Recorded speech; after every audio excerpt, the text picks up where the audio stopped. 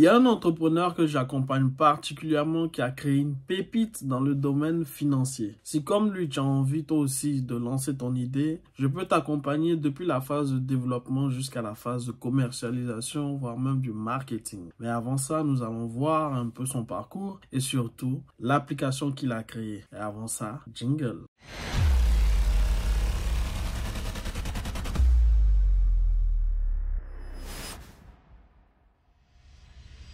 Dans ce podcast, nous allons parler aujourd'hui d'un sujet qui commence à pull up sur les réseaux sociaux.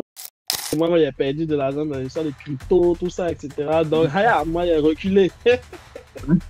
On dit chez nous, l'information nuit à celui qui ne l'a pas. Ah, en tout cas, moi, ça m'ennuie vraiment perdu de l'argent. Tu as commencé toi-même à investir dans la bourse, notamment dans la BRVM. La BRVM, c'est la Bourse régionale des valeurs. Et c'est là-bas qu'on rencontre un peu toutes les grandes entreprises, Orange Côte d'Ivoire, SIB, Ecobank, Palm-Seed, toutes les grandes entreprises qu'on connaît dans nos pays de l'Afrique de l'Ouest se rencontrent là-bas. Ils vendent les actions en quelque sorte pour pouvoir récolter de l'argent. Nous, on bénéficie de leurs actions, des plus-values et des dividendes qu'ils nous donnent chaque année. Et à la fin de ce mois de septembre, tout décide qu'on va encore payer ces dividendes. Donc, nous, on est là et puis on reçoit nos dividendes. Non, ok. Donc, moi, ma part, là, c'est comment? Télécharge l'application, va apprendre.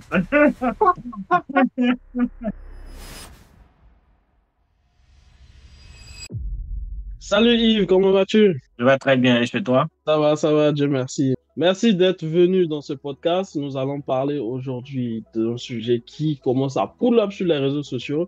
Tu as créé une application qui est formidable et c'est ce que tu vas nous présenter aujourd'hui. Sur ce podcast, les amis, je rappelle encore une fois, le but est de parler d'entrepreneuriat, le but est de parler de projets qui cartonnent, d'accord? Nous avons la chance de recevoir aujourd'hui un entrepreneur qui a lancé son produit, d'accord, qui est une app qui va nous présenter et on va voir un peu son parcours, etc. Merci à Yves d'avoir accepté cette invitation et tu es le bienvenu encore une fois sur ce podcast. Merci Kevin pour l'invitation. Ça fait vraiment plaisir de te revoir. Ça marche. Donc, on va commencer tout de suite. Parle-nous un peu de toi, qui tu es, qu'est-ce que tu fais dans la vie et surtout, comment est-ce que tu es tombé dans le domaine dont on va parler aujourd'hui. D'accord. Bon, moi, c'est Yves Kwame, je suis ivoirien. Je réside en Allemagne et je suis dans le domaine de la santé. Je suis aussi entrepreneur, je suis aussi dans l'agriculture. Voilà un peu. En gros, c'est que je suis. Tu es dans plusieurs domaines d'activité, c'est très bien.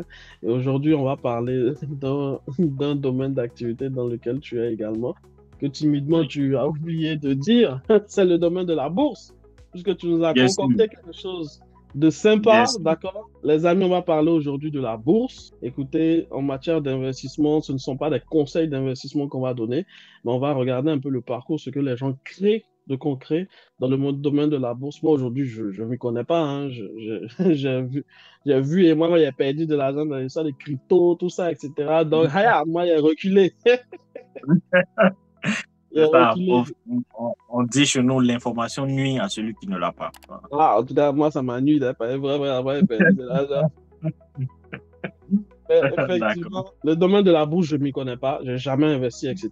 Donc, c'est une très belle opportunité. On va parler de ça aujourd'hui. Donc, concrètement, aujourd'hui, Yves, qu'est-ce que tu as créé? Pourquoi est-ce que tu t'es mis dans le domaine de la bourse? Qu'est-ce qui a été l'élément qui t'a permis de te lancer et pourquoi est-ce que tu as créé ta solution? D'accord. En fait, au début, moi, je suis dans la crypto-monnaie. Mais comme la crypto-monnaie est tellement volatile, on ne peut pas créer quelque chose de viable vraiment autour de la crypto-monnaie. C'est dans ce sens-là que j'ai essayé de chercher une autre alternative vraiment solide pour moi. Et je suis tombé sur la BRVM. Quand j'ai vu ce que la BRVM pouvait donner, j'ai dit, waouh, cette solution-là existe. Parce qu'en Europe, il y a beaucoup de ce genre de trucs-là à investir, mais bon, le rendement, c'est pas aussi ça. Et quand j'ai vu pour la BRVM, j'ai dit, mais c'est ça que j'ai besoin, en fait. Voilà. Et concernant l'application, j'ai créé l'application, au fait, en premier lieu pour moi. Je me suis dit que j'avais besoin de certaines choses, mais c'était pas sur le marché. Par exemple, pour consulter mon compte, pour voir où j'en suis avec mes actions, je suis obligé à chaque fois de me connecter sur ma SGI. La SGI, c'est comme le broker pour la BRVM. À chaque fois pour voir où je suis, qu'est-ce que j'ai comme plus-value, pour suivre mon portefeuille en quelque sorte. D'accord. Je dis, mais non, ça ne peut pas. Donc, qu'est-ce qu'on doit faire? On doit créer une solution qui est viable, suivre son porte-monnaie directement avec une application, sans pouvoir se connecter à chaque fois, mettre des mots de passe, mettre des temps et temps, tout ça. Et éviter de se faire pirater de surcroît. C'est clair. Donc, Voilà. si je résume bien, tu as commencé toi-même à investir dans la bourse, notamment dans la BRVM. Pour les auditeurs qui ne savent pas un peu ce que c'est que la BRVM ou je dirais la bourse en réalité, est-ce que tu peux nous donner un peu plus de détails, nous qui sommes novices dans ce domaine? La BRVM, c'est la Bourse régionale des valeurs. Elle regroupe les 8 pays de l'Afrique de l'Ouest. Côte d'Ivoire, Burkina, Mali, tous les grands pays de l'Afrique de l'Ouest. Voilà. Et c'est là-bas qu'on rencontre un peu toutes les grandes entreprises, Orange Côte d'Ivoire, CIB, Ecobank, toutes les grandes entreprises, Almsi, toutes les grandes entreprises qu'on connaît dans nos pays de l'Afrique de l'Ouest se rencontrent là-bas. Et ils vendent les actions en quelque sorte pour pouvoir récolter de l'argent. Et nous, on bénéficie de leurs actions, des plus-values et des dividendes qu'ils nous donnent chaque année. D'accord, ça veut dire que si moi aujourd'hui je veux acheter l'action de Orange par exemple, il me faut passer par la BRVM. C'est quoi le mécanisme par lequel je passe pour pouvoir investir et acheter l'action de Orange par exemple? Pour pouvoir acheter l'action, tu dois déjà avoir un broker qu'on appelle SGI. Ok. Voilà. Avec les SGI, tu donnes tes ordres à l'exGI, par exemple, achète-moi 10 actions Orange et la SGI exécute ton ordre. Tranquille. D'accord, ok. Et du coup, comment est-ce que ça se passe un petit peu, je dirais, sur le marché boursier? Est-ce que les tendances sont forcément bien, c'est-à-dire qu'elles sont évolutives, ou il y a des crashs aussi un peu? La volatilité, ça se passe comment un peu sur le marché boursier de la BRVM? La volatilité du marché de la BRVM n'est pas aussi énorme comme comparé aux crypto-monnaies. En tout marché, il y a des baisses, il y a des hauts, il y a des tendances haussières, des tendances baissières, c'est normal. Voilà. Donc, mais comparé aux crypto-monnaies, on est sur une tendance très, très stable. D'accord, c'est-à-dire qu'il n'y a pas de moment où les gars de la Fed, ils viennent, ils parlent, je ne sais pas c'est qui là, Powell ou bien machin, les NFP du vendredi là, c'est-à-dire quand le gars vient, il parle, on voit les traders là. Ah, qui vendent, qui font les trucs, non. Ah, non. ok, d'accord. Donc, il n'y a pas ce genre de sécuriser et voilà. D'accord, ok. Et est-ce que tu as un exemple, par exemple, à nous donner sur une performance ou un indicateur qui a eu assez récemment sur une entreprise particulière? Comme ça, on peut se projeter pour savoir si on avait acheté l'action. Bon, ce que j'ai en tête actuellement, c'est Uniwas. Par exemple, si tu avais acheté Uniwas, par exemple, en janvier 2024, janvier 2024 jusqu'à actuellement, si je me rappelle bien, ce sont des chiffres vraiment qui ne sont pas corrects. Au moment où on parle, ça a sans doute évolué, oui. Voilà, ça a évolué. Mais si je me rappelle bien, l'action était à 300 ou 500, je ne sais plus. Mais actuellement, où je vous parle, l'action est à 1000 et quelques. Je n'ai pas ça en tête actuellement, mais on est à 1000 et quelques. Donc, ça fait vraiment une grosse évolution. De 300 à 1000 et quelques. Ah ouais, je crois. C'est comme si ça fait x2, x3 en quelques mois. C'est possible qu'on ait ce genre et déjà, tu gagnes une plus-value, c'est-à-dire l'action qui grandit, et tu gagnes encore sur les dividendes qui payent. D'accord. Donc, tu gagnes en deux fois. Donc, si tu as mis 1 million, tu allais te retrouver peut-être à 3 500 000, 3 400 000. Donc, non seulement la valeur de ton investissement augmente, ton dividende augmente proportionnellement à la valeur. Donc, tu gagnes quelque part deux fois. C'est-à-dire quand tu as à revendre, tu prends un gros bénéfice en plus de ton investissement. Mais en plus, chaque année, je crois que les dividendes, ça se paye quand c'est chaque année, c'est quoi la récurrence? Chaque année, tu reçois les dividendes. Chaque année, l'entreprise fait ses calculs, voir combien est-ce qu'il a eu comme bénéfice et autres, et programme en quelque sorte un montant fixe à payer à tous ses investisseurs.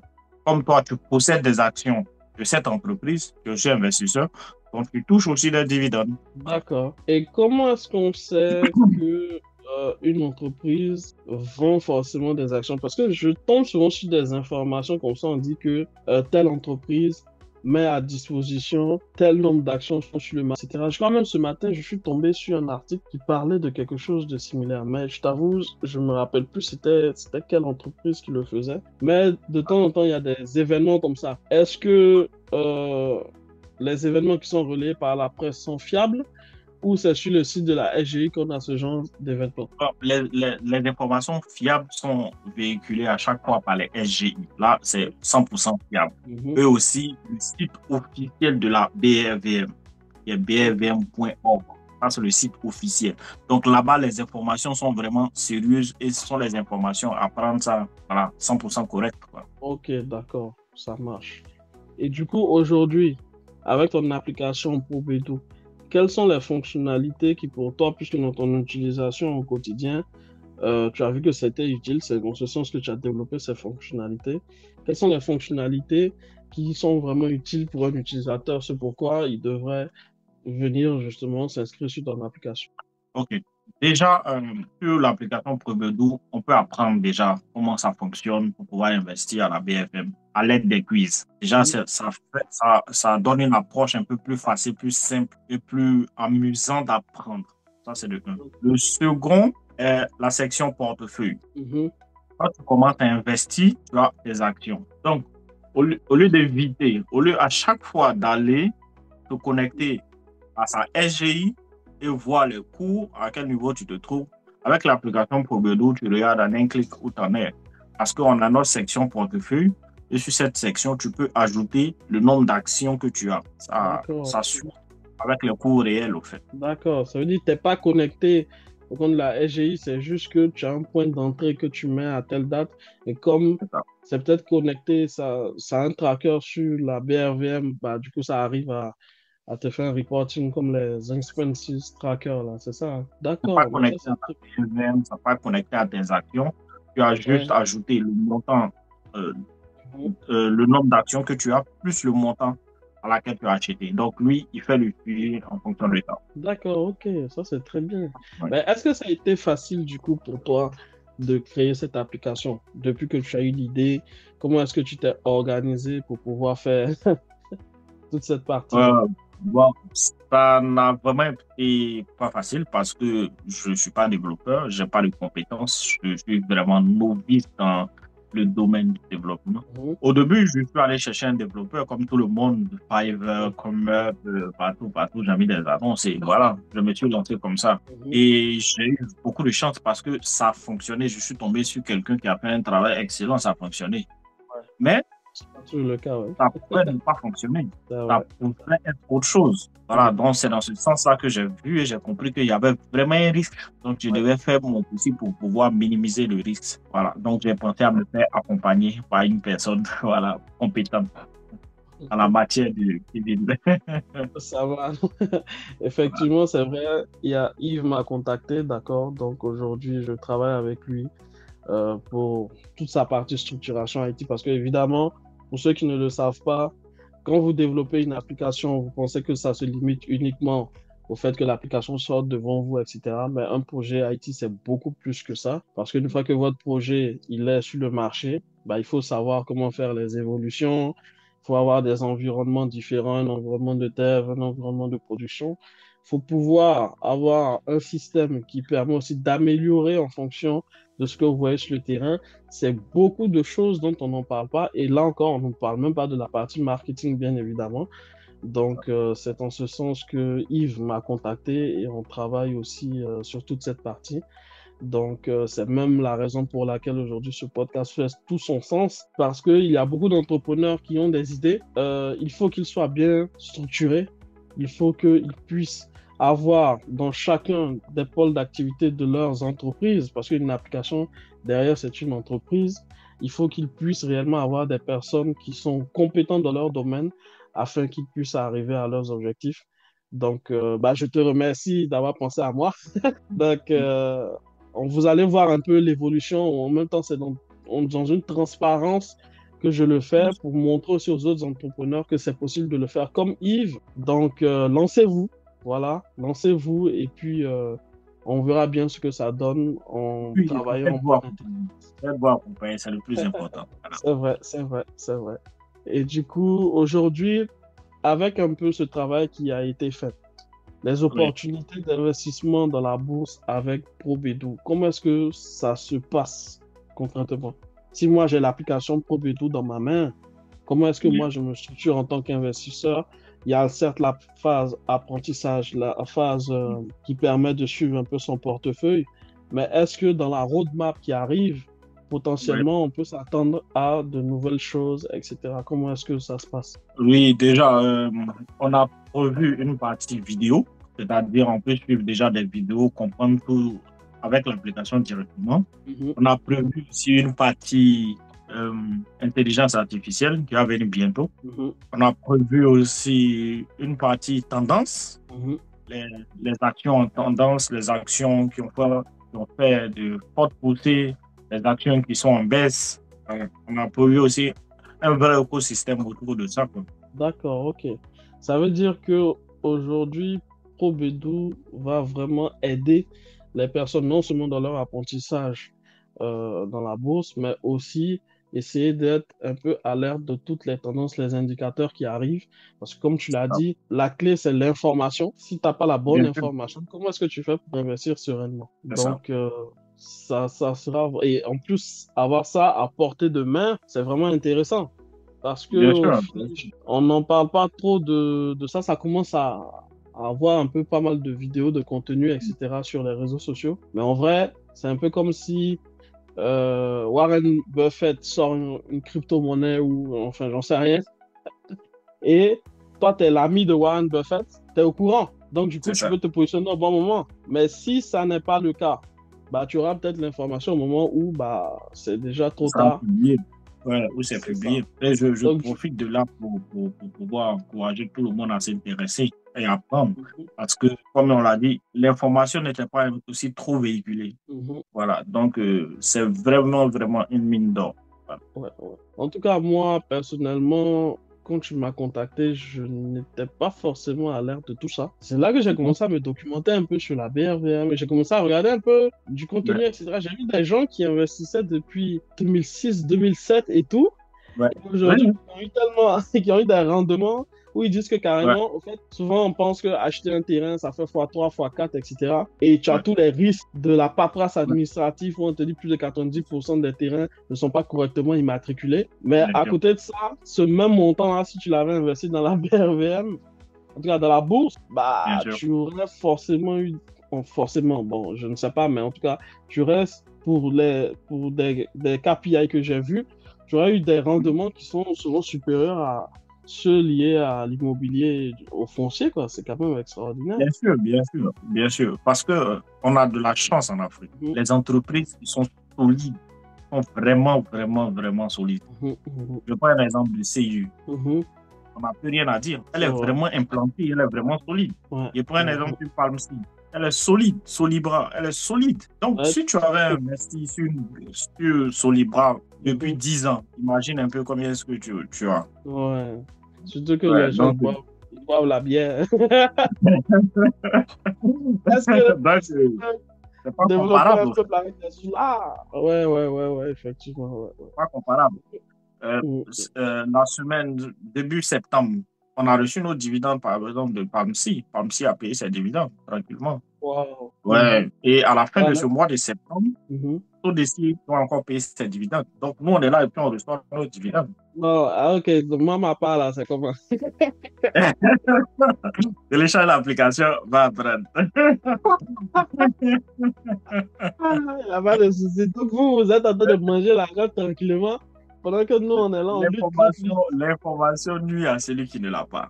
Maintenant, Eh ouais. toi et tes téléspectateurs, si je dois dire ça comme ça, avez l'information. Voilà. Ah, ok. En tout cas, tout le monde est prévenu. Chacun va aller télécharger l'application, on va se mettre dessus, on va apprendre. On est là, là.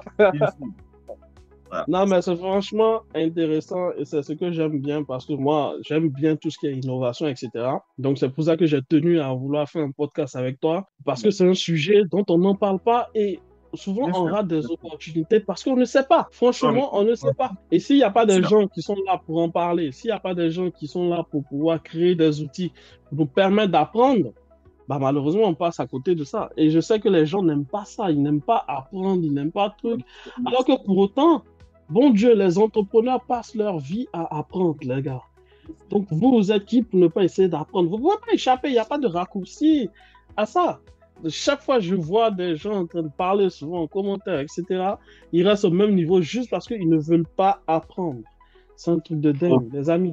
au fait, j'ai l'impression que la jeunesse, on est plus concentré sur le divertissement. Voilà.